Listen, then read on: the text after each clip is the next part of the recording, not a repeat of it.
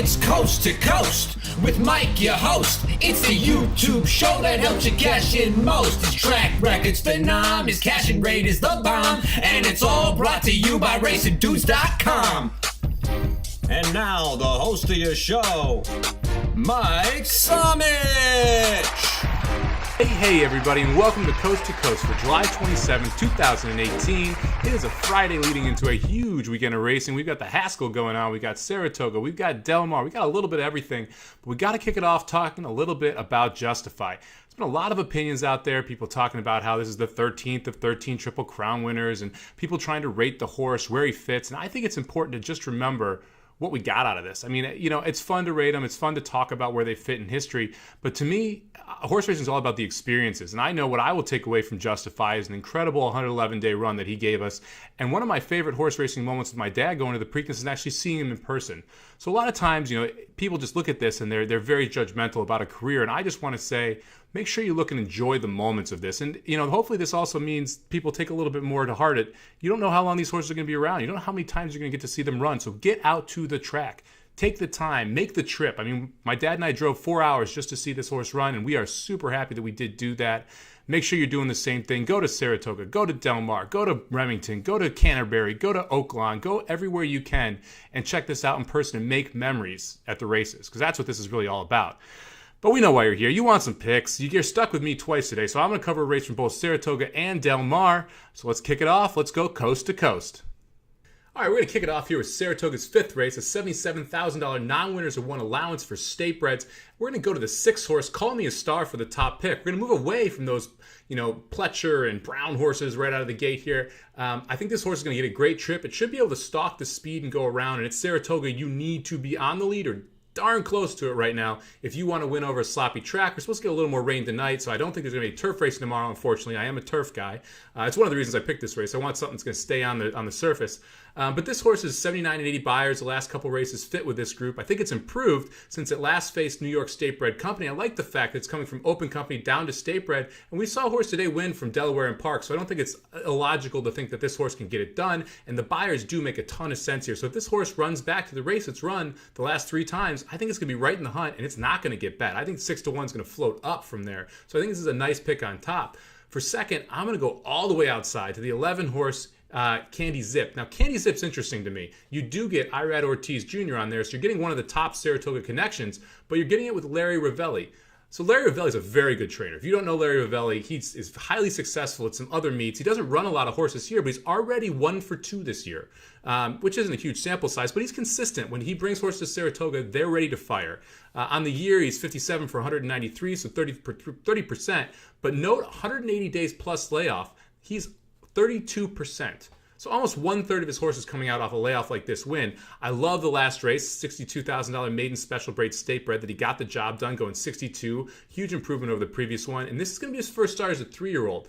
The outside post scares me a little bit, but he does have tactical speed. So I think the 11 is a nice fit here. For third, I'm going to go to the 5-horse Stormy Burnett. Stormy Burnett is first time in Linda Rice's barn. I love it when she picks up a horse. This horse has shown speed, but only running in state-bred stakes, so it's going to be a drop in class for him as well. I think it just fits really nicely here. It's been recently gelded, so you have a lot of reasons why this horse could take a step forward. It should be on the lead, and like I said, pace is really playing well right now at Saratoga, so this is one of those that if it gets a loose lead, he could take it all the way. For fourth, I'm going to go with the 1 horse, Charlie McCoy. Charlie McCoy is a Nevin horse going out with Velasquez, so it's some of those traditional Saratoga connections. And this one's just progressing nicely. Broke its maiden, came out, ran the non-winners, won, ran second, ran a good buyer, improved. Should get a nice trip here sitting on the inside. So I'm going to put the 1 here in fourth.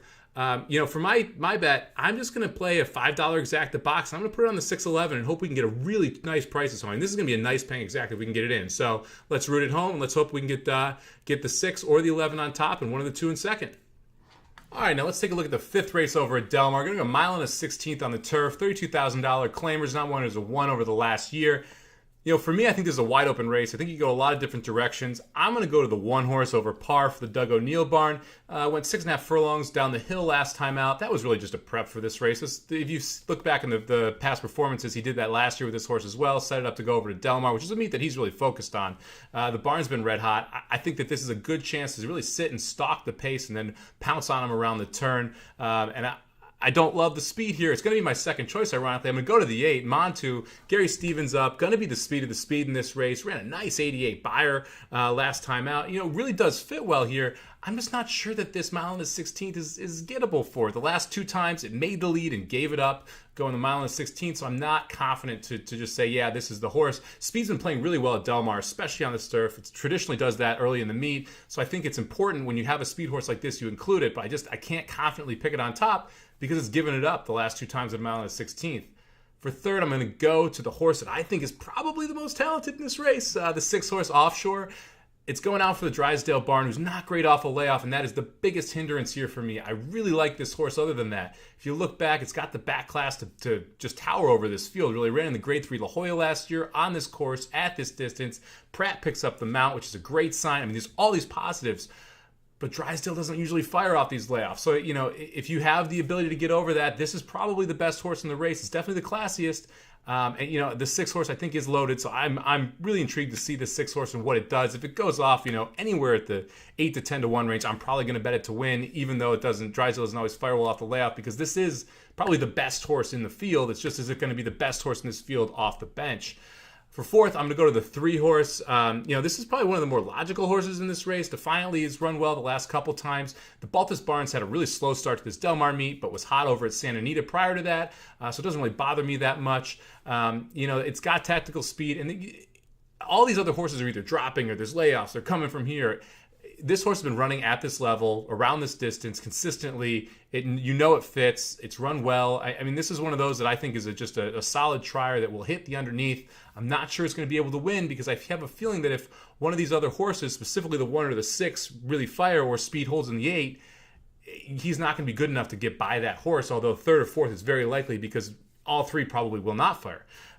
So for me, I'm going to be playing all of these horses in the multi-bets, the 1, 3, 6, 8. The 1 is my top pick. I like the 6 the most. The 8's got the tactical speed, so it's a tough race in that sense. For my own personal bet, I'm going to play a $2 exacta.